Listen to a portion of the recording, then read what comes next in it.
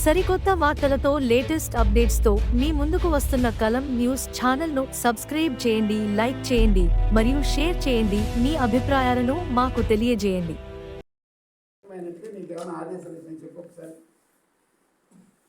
ఆయనకి ఎంతవరకు బీఫార్మ్ ఇవ్వాలా, నీకే టికెట్ నువ్వు గ్యాప్కి పని చేసుకొని చెప్పలా.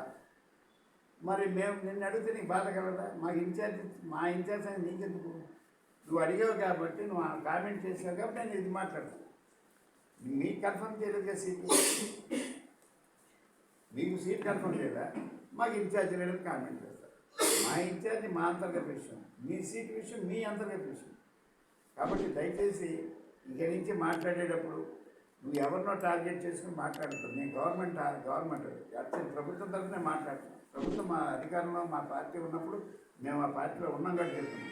అంతేగాని మేము ఎవరి తరఫున వకాల్దా తీసుకున్నాం, మేము ఎవరి తరఫున ప్యాకేజ్ తీసుకున్నాం మాట్లాడాల్సిన కర్మ గతి ఈ జన్మలో ఈ పార్టీలో ఉన్న వారికి ఎవరికీ లేదు. ఇక ముందు అటువంటి పరిస్థితి రాకూడదని భగవంతుడు మేము కోరుకుంటున్నాం. Thank you very much.